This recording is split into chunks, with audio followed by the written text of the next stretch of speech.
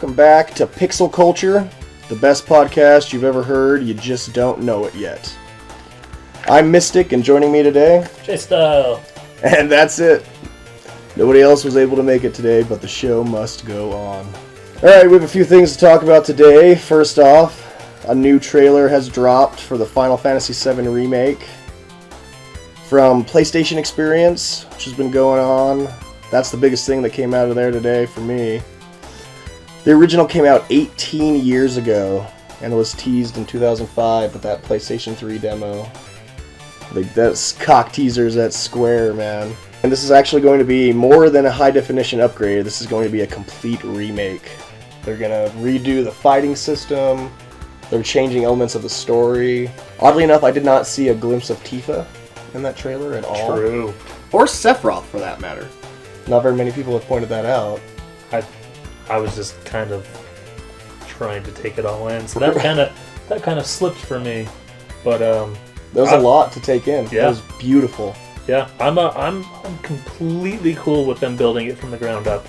It kind of reminds me of when Capcom finally decided to give us all that Resident Evil remake that everyone wanted, and they left it, I guess, enough like the original to please us, but at the same time, like, new gameplay mechanics, new stories, just loved it. So I went from probably like a realistic 7 or 8 to this game, it's an automatic 10. Like, I want it now. Let's do it. That's actually a great comparison because the core of Resident Evil stayed the same, but they completely remade that game, and that is a far superior version than the original. They made it terrifying again. That's true. I can run through the original Resident Evil in probably 2 hours, and anytime I play the remake, like, it still scares me. Like, I beat it twice, and I think that I booted it up probably over the summer, and it took me 13 hours to beat it, and I think I saved like 20 times because I was so paranoid. I just didn't know what was going to happen.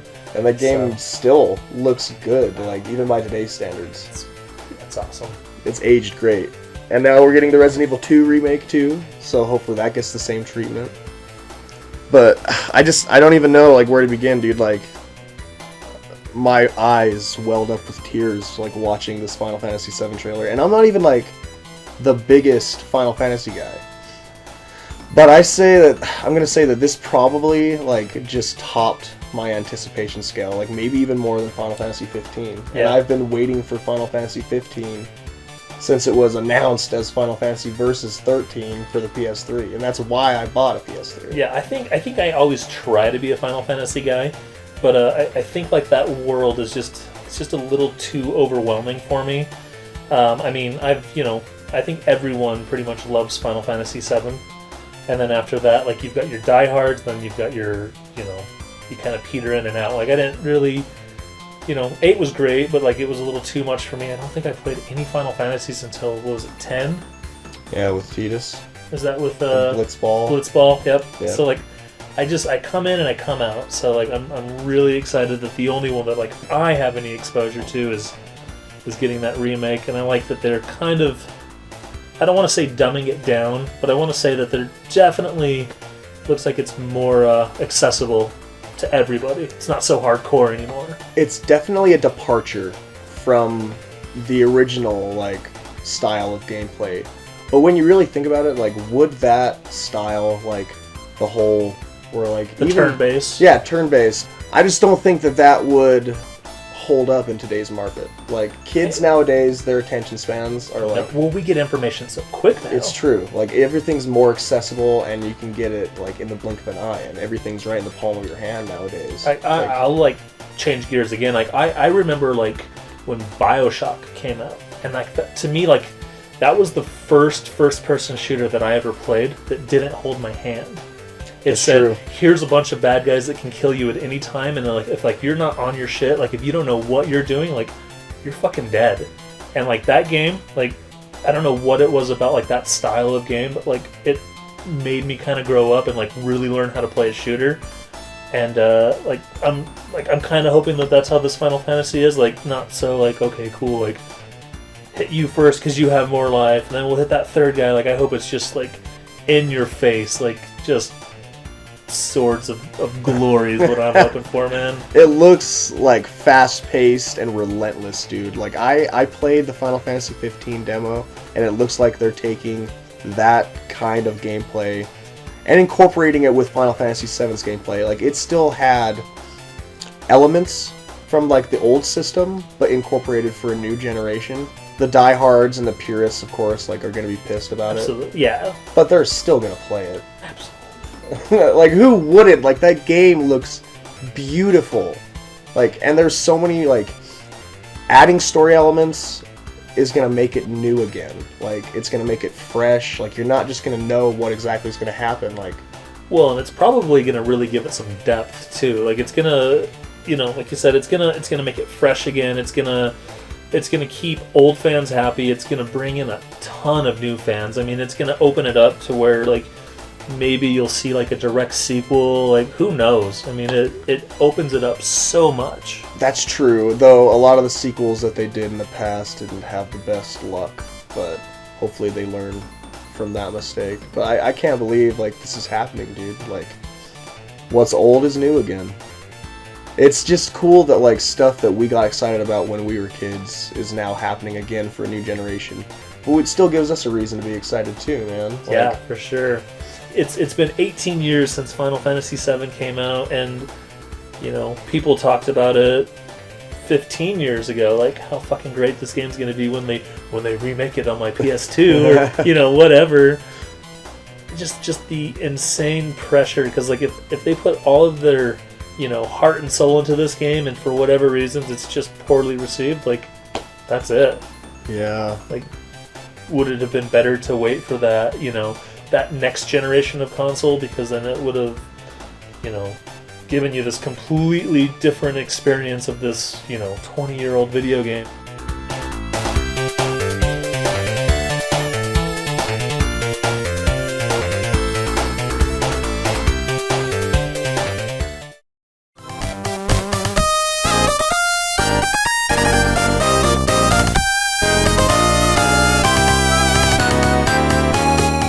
Now, the second combat pack for Mortal Kombat X has been announced. 4 characters: Leatherface, Alien, Bo Raicho, and Tribot, which looks like a weird combination of Sector and Cyrax and Smoke all in one. So those last two, those are Mortal Kombat originals, right? Yes. Okay. Yeah. Well, Tribot is like he's like this new hybrid or whatever. Yeah, he's new for this game. He's never been in any of the other games. Bo Raicho is he the drunk? He's the drunk guy. That's right. All right. He is the fat drunkard that pukes on people and supposedly trained Liu Kang. I'm okay with this. So we can probably look forward to more vomit and farts in a weird combination. He's probably going to be badass though. Like, I'm not gonna lie, dude. Like, he was pretty cheap in, let's see, what was it, Mortal Kombat 4 or Mortal Kombat Deadly Alliance? But, yeah. One of those ones, yeah. So that'll be interesting to see. But what sticks out to me though is Leatherface. That seems like a weird pick, don't you think?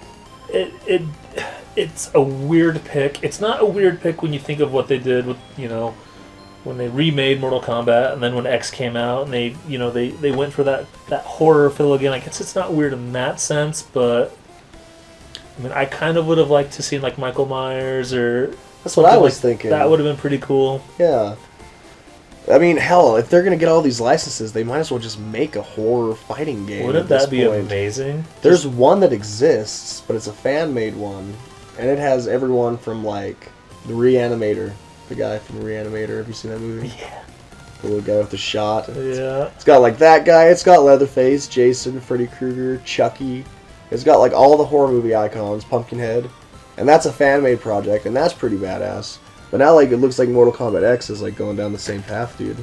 And I am perfectly fine with that. It's a little weird because, like, you know, Leatherface he's just this creepy dude with a chainsaw. Like, at least when you're talking like Jason Voorhees or like Freddy Krueger, like they have that mystical horror feel to them. So hopefully they do something to get him on that level of horror where he can just kick ass and you feel like it's believable.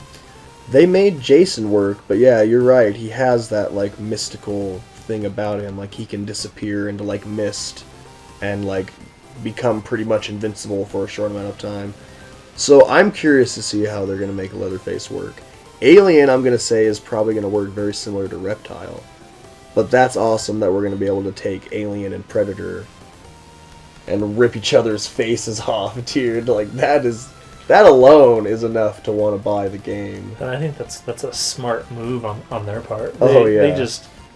I get pretty pissed off about most DLC these days because it feels like you get cheated. Like, I've already given you my $60 and now I'm going to give you another, 40 20, or 30, whatever. Yeah, dude. But this one feels right. It feels like... Because I had a really hard time with the roster to begin with because I felt like it was really shallow. Yeah, but I can see that. I feel like they've added in the right characters to not be like, okay, cool, like now you have to unlock this guy that you should have had anyway. Like at least they're giving you things that you wouldn't normally see in a Mortal Kombat game. It's nice that they're releasing this stuff. Like it makes me want to go back and play the game, and not a lot of games do that. Like especially a fighter. Yeah, fighters they get stale so quick.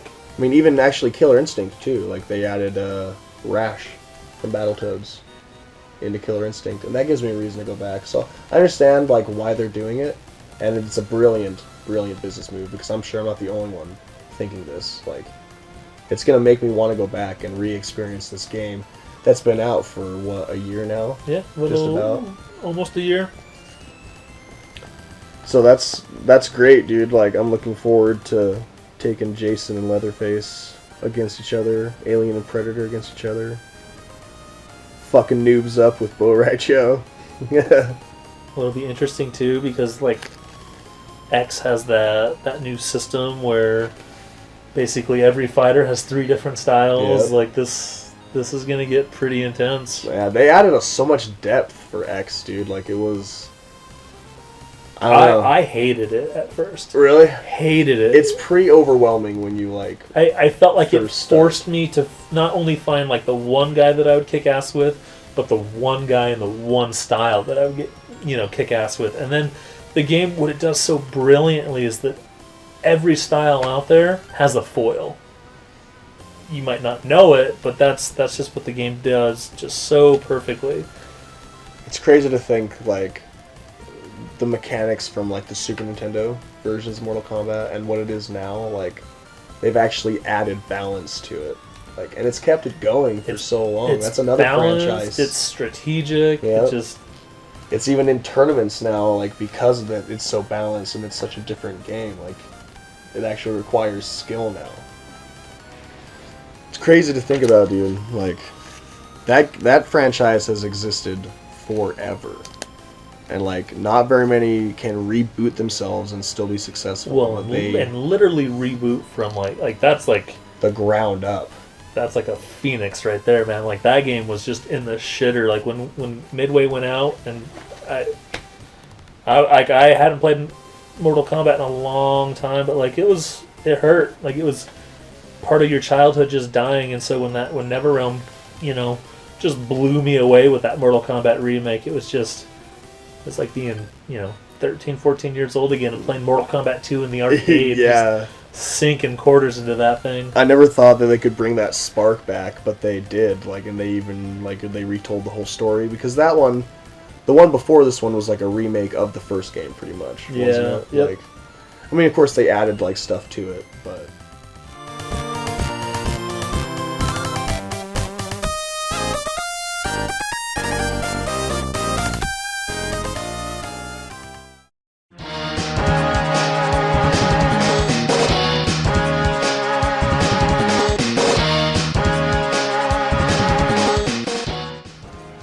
Samurai Jack is coming back in 2016. It was canceled in 2004 after 4 seasons and 52 episodes.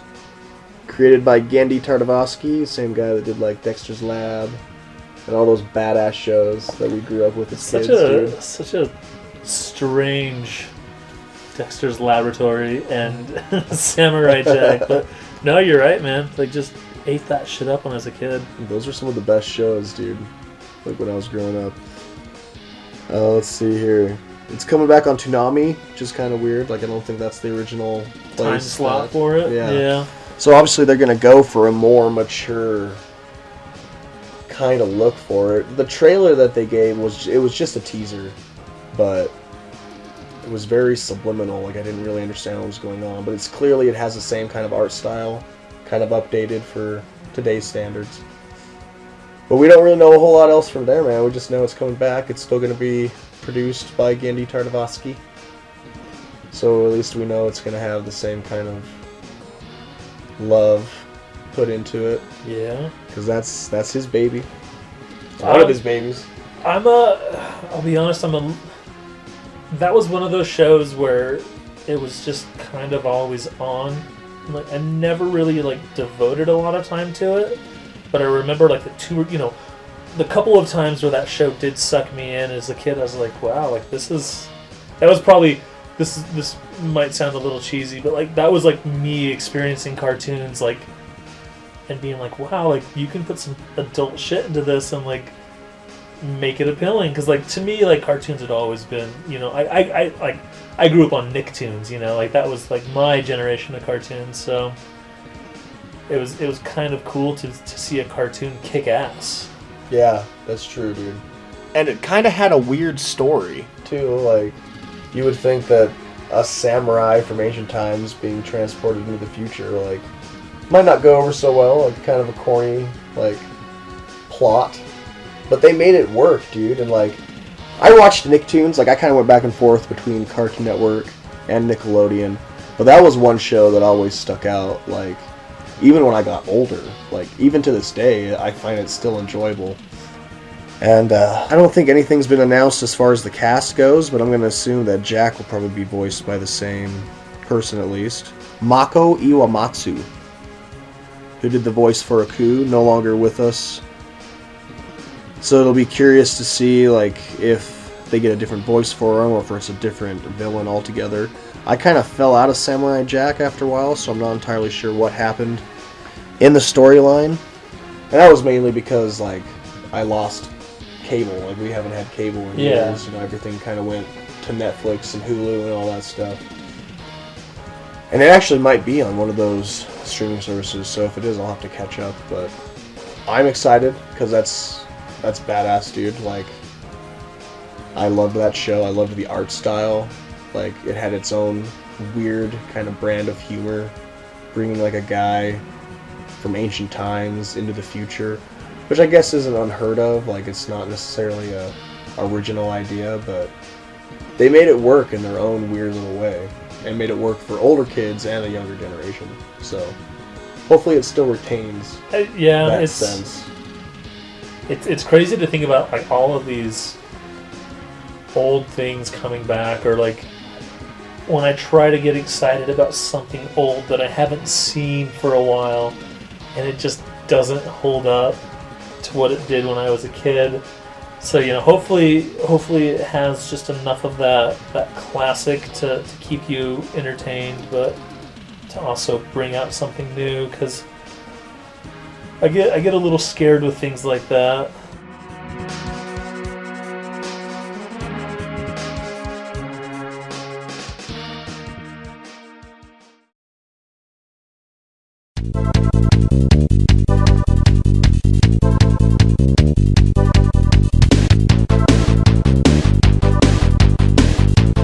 The Batman v Superman official trailer was dropped. So pumped for this movie. So pumped for it. I'm probably in the minority for saying this, but I'm kind of getting a little sick of the Marvel universe. So I think this is the right injection for me to give me a break from Iron Man, Captain America, Avengers, all of the stuff that's happening, and kind of go in a different direction. And hopefully by the time Civil War comes out, hopefully I'll be revitalized, rejuvenated for it. But so excited for this movie. I think the trailer that preceded this got me more pumped, for the movie than this one did. It actually took me maybe 4 or 5 viewings of this trailer for me to be like, okay, like I see the tone that they're going for. Doomsday looks a little generic, but I've also heard the rumor that he's gonna grow the bones like out of his skin, maybe as he's fighting, which would be a cool idea.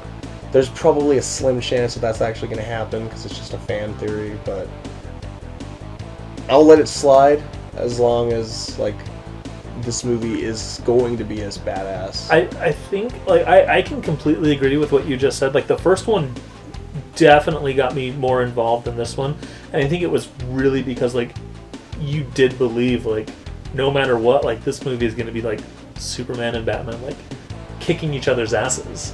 And I think finally this trailer was all like, okay, like obviously they're gonna fight, but by the end of the day, like they're gonna be buddies and you know, and a lot of people fuck shit up together. A lot of people argued that kind of ruined the trailer a little bit. Like it was more of a Dawn of Justice trailer than a Batman v Superman movie, because like the movie is called Batman v Superman, so if you show them in the trailer getting along, like that kind of negates the whole point, you know. And I see that. Yeah. I didn't really feel that, like seeing the banter back and forth. It was kind of neat. I don't think they needed to show Wonder Woman to get, like, people pumped, you know? Like, at least not in this trailer, because I think she popped up in the first trailer, too. But it worked in that one. This was also a lighter-toned trailer. Like, it still had those heavy moments in it, but the first trailer was a lot darker, with, like, Alfred talking about, like, the fever. And like all that stuff, like. Well, and I wonder how much of that is because of Suicide Squad. Yeah, that's a good point. Because that kind of was like, oh shit, like you thought this was dark, like check this out. That's true. And so maybe eventually you're just gonna get this huge, you know, with all of these. And Suicide Squad does tie into this at some point because Batman is in Suicide Squad. Even if it's just for a little while, like it might be a flashback, which is I'm assuming is what that's going to be. But that's a good point. I don't know, like Lex Luthor's performance kind of threw me off a little bit. Watching Jesse Eisenberg in what's the Facebook movie called? Social Network. Social Network, yeah. He is Lex Luthor in that movie. Like, he is Lex Luthor as, like, a kid in college in that movie. Apparently, he's not going that direction. Maybe it's just throwing us for a loop, and because, I mean, I guess he does show, like, a glimpse of, like, raw in that trailer.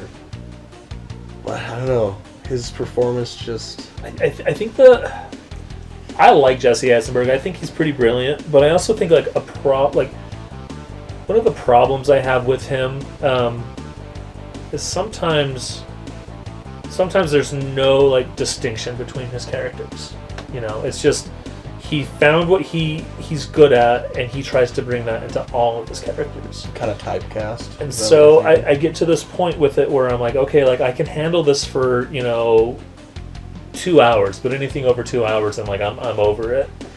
So hopefully it's something that maybe halfway through that movie it sets it up to where he can finally turn into just like this crazy like billionaire genius that in the comic book world does go toe to toe with Superman and sometimes wins. Like right now I just kind of see it as just that dude, like he's that annoying kid at school that just can he's smarter than you and he's not afraid to tell you. Like that's kind of where I'm at with it right now. A lot of people were comparing it to the Riddler. I wouldn't go that far. I definitely think something's going to happen to him because we haven't seen him without hair yet. Something's going to happen. And maybe that causes more of a transformation because obviously this is a younger Lex Luthor. Like maybe this is just the beginning of the universe and he's going to grow as the movies go along. Yeah, and I don't know if I'm right here or not, but isn't the main reason Batman's so pissed off at Superman because of what happens in Man of Steel? Yeah.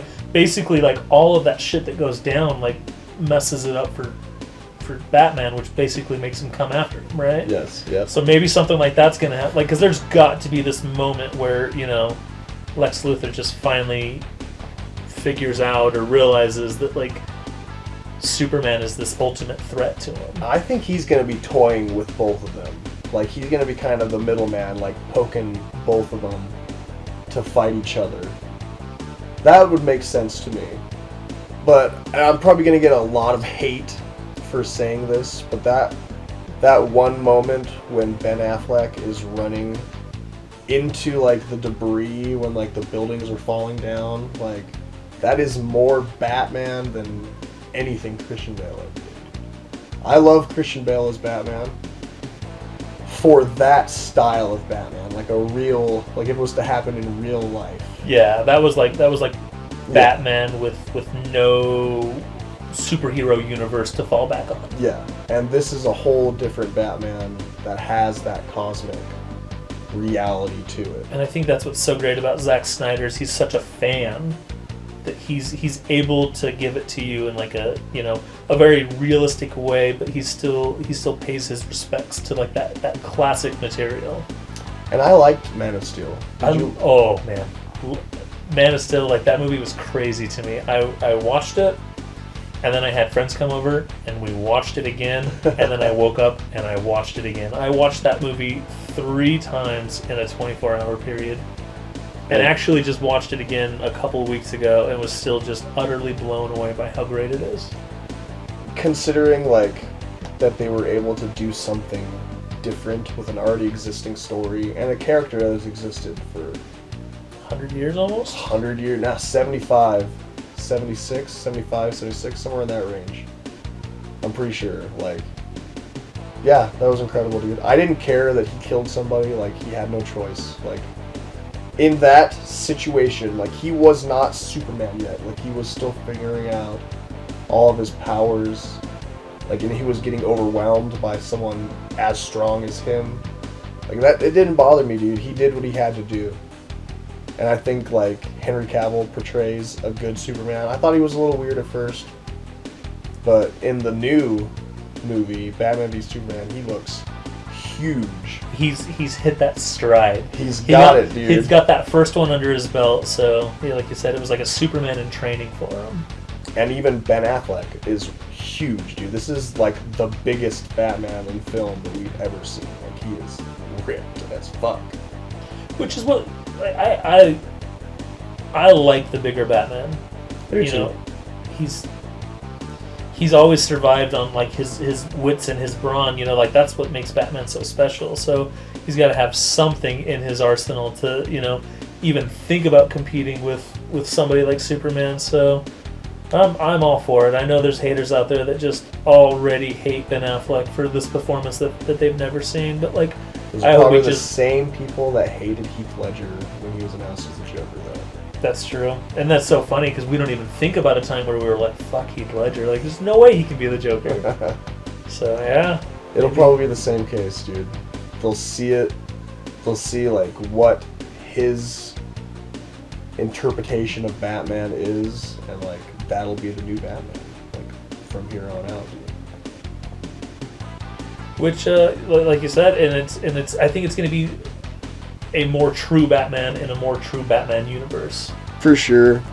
But I don't know, like, that banter that Bruce Wayne and Clark Kent had in the trailer, that little back and forth where they're talking about their heroes and, like, Metropolis's hero and Gotham's hero, like, that stuff, like, I want more of that. Like, if there's a lot of that, like, trying to prove themselves to each other and, like, I'm gonna kick your ass. No, I'm gonna kick your ass. Like, I want more of that. And I think they pulled that off brilliantly, dude. Like, Ben Affleck looks like Batman in the suit. He pulls it off well. It's a little weird seeing him as Bruce Wayne, because, immediately you're like, that's Ben Affleck. It's Ben Affleck, like, but... And I was actually, when I heard that he was Batman, I was 100% on board just because I knew he could be Bruce Wayne. I think he will pull it off well once the shock, like, once I get into the story and I like stop looking at him as Ben Affleck. But like I said, like that part where he is running into the building as it's falling down is like, I was in. Like, believed it right there that that man was a hero at one point and like wants to do good, no matter what the cost. And that's what's so badass is that it is Bruce Wayne running into that building. Yeah, dude. Like, it's not Batman, it's Bruce Wayne, and like that part gave me chills. And I was just like, how can anyone watch this and be upset that he's Batman? I'm like, look at that. That is more Batman than any of the previous Batmans ever. Ever, dude. Everything's still so vague. That's what's so crazy, because we don't know. I know there was Batman and Superman could fight the first 5 minutes, and then it could just be a glorified, like, let's kick these bad guys out. Like, we don't know. Yeah, that's true. Well, there's Cyborg is supposed to be in this movie too. Aquaman is supposed to be in this movie too. See, I haven't even heard any of this yet. Really? Like, Have you seen Jason Momoa as Aquaman? Yes. That one picture? I have. Yeah. It was a while ago, huh? So, like, you forgot. I did. So, like, there is still a whole, like, piece of this movie that we're not seeing yet. Even from the trailers, and they gave a lot away in that trailer. Crazy, huh? It's true. Well, I mean, and you know they have to do it. I mean, they somehow they have to get to Justice League. Yeah. I mean, that's what, you know, we're going for, so it's ambitious. I hope it's not too much. I don't think so, dude. I think by not taking the same approach as Marvel is probably going to work more in their favor. Like, they're going to hit us as hard as they possibly can with the Justice League movie and then slowly start to put out these other individual films. They're going to get us to know these characters and then continue to advance their stories individually after this huge, like, badass fight. Well, I think what's going to be even cooler to see is we're probably going to see a Superman who's just barely coming into what he is, and we're going to see a Batman that's been doing it for a long time. So we don't have to worry about, like, you know, we know who Batman is. Like, we have that story. So that's going to be interesting to see how this dynamic between this new kid in school, you know, Superman coming into Batman's world plays out. Because isn't there a part in the trailer where there's a voiceover of Alfred pretty much being like, you can't do this. Yeah, like, it's suicide. You're gonna die. Yeah, and see, and like a lot of people have been like, well, how can Batman fight Superman? Like one punch and he'd be dead. And even Superman says, like, if I wanted it, you'd be dead already. Like, it's got to have something to do with Zod. Like, they already showed Kryptonite, so Kryptonite's somewhere involved in this. Batman's got that badass suit, which probably is going to have Kryptonite in it, is what I'm guessing. And I'm guessing that Doomsday is Zod. Okay. Because they have his dead body. I saw that. So why else would... And obviously Lex Luthor has the body, because that chick that's walking with the dead body is his assistant. Which I think is the right way to drive that wedge between Superman and Lex Luthor. Because of just, like you said, Zod put Superman into this lose-lose situation. So that would definitely be the right catalyst to get these two to just have this rivalry that... There's still, like, so many pieces, like, missing out of this puzzle that they can, like, draw from. But, like, Doomsday was an experiment made by Kryptonians, so they're still kind of falling in that, like, plane a little bit. You could be in a Kryptonian that's experimented on, in this case.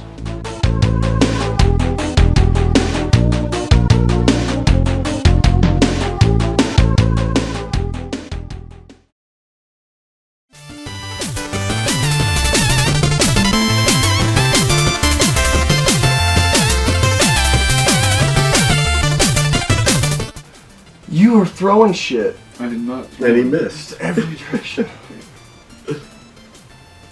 Alright. Square gave fans boners all the world around by announcing that they were remaking Final Fantasy VII.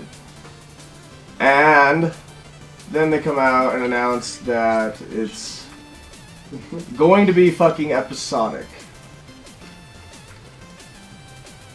So do we think that's a good thing or a bad Is this like thing? Final Fantasy X-2 episodic? Because Like, it's gonna come out in parts. Like, DLC parts or just one part and then like one part, By and then the disc second or- part, and then the third part, and the all fourth disc part. based or But they're not? here's I think it's the, all here's gonna the be question is, download. are you gonna have to They pay might for release it all when it's equal? all, Yeah. like, like a box set, that'd be tits. when the entire game is like completed. They might release like it as a physical copy, and I would definitely rebuy that. But Yeah. Okay. Depending on how they break it down, I mean, if the entirety of, Midgar, like in the beginning of the game, from the time you guys leave and get on the open world, like if that was one episode, and they were able to put so much more depth into the story, and make it, like a reasonable, game, like in its own, and then, DLC comes out, then you can free roam, or up to a point, or, okay, no, maybe not. I couldn't see that. well, they did say that each part Yeah, is gonna be Nibelheim. like a full length, legit. Like it's gonna have enough content for it to be its own set. Like, But did you ever play 10-2? briefly. Is that the one Blitzball? Blitzball came out with Final Fantasy X, Yeah, I thought so. I but like that game. 10-2 was, Yuna and, like, her fucking The singer chicks. homegirls. I mean, it was just, like, Wasn't one of them Riku or Riku? Yeah. Riku, her, fucking... um, oh. But it's just everything. It was I don't know. It was very linear at that point. I mean, Yeah, like because worse that's how than 7 10. is. You basically, I mean, you're just going. The old school 7, like, I mean, it kind of opens up once you get like your airship. Well, no, and I stuff. loved it. Being able to get your airship, and go like have different continents to, with different, different monsters, different, unique places and conversations and the secrets. And I remember in Final Fantasy VII, having to find out how to get the gold chocobo and get back, or to find Knights of the Round. Because there's one way to get to it, period, and you have to breed your own gold chocobo and find that shit and go off clue. That's what made it awesome. That's why I love the game. And as Final Fantasy kept going, like you were just put on a straightforward path and became more about like how shiny it was than an open world. Yeah, You that's know, true. here's a world, go fucking explore it. Well, To Final Fantasy do 15 this. will fix that for sure. That's the free world or open world. That'll be the huge open world one. That's that one you had the demo. Mm-hmm. That was still cool. have it. It's like one thing that will. And probably if never Final do. Fantasy 7 is anything like that, dude. I know, no, dude, the footage that I seen, which I haven't looked real hard at anything that has been put online. But the one that I was too anxious to pass out, it impressed me. So if gameplay's like that, and they added a lot more depth, to certain points of the game, I think that they could really pull it off. There's I would- Batman with swords. I would absolutely Fighting love, just a copy of Final Fantasy VII that looked and played this goddamn good. That would, It looks beautiful. oh, it It was does. pretty shiny. Yeah, no joke. Really think so. Oh, I agree with that, honestly. Well, okay, and like I said, there is a pro to all of this. Like, it's not all like pros and cons and shit. It's not all negative. Like, if they are doing an episodic, once they complete one part, we'll get it sooner than later. And by the footage that they showed, it looks like they have a fair amount of it done already. So Are you gonna be able to beat one part though before? Yeah, is there waiting on it for is multiplayer? Is it a multiplayer? I'm not sure if there's going to be any multiplayer or not. It would just be cool. But you're going to be able to play as different characters and stuff. So, and they also should said that make it each multiplayer. part you may play as different characters. You might not be No. Cloud the whole time. I'm just saying, like, if you could jump in a lobby, like, you'd be like, just, you know, I want to play as this character, and then fucking, like, it puts you in a queue, you know, for like 3 other players, and then you run around, or not run around. That would be awesome, but I like, don't just think- just do like, you know, like dungeons, pretty much. Dungeons and a Final Fantasy VII, fucking, or just Final Fantasy Dungeon Runner multiplayer. Dude, that could be fucking like the most legit game. That would be cool. That would be cool. One day, dude, let them finish 15 and Kingdom Hearts 3 and fucking Final Fantasy 7. No, I hope they Good. fucking like take an idea off of this. Like, I'm sure it's been tossed around the office like 1,000 fucking times, but like coming from a Final Fantasy fan, do something Execution, like though. that. Execution is key, man. Like, they need to be able to make it work and, like, fun. Execution was your mom's key.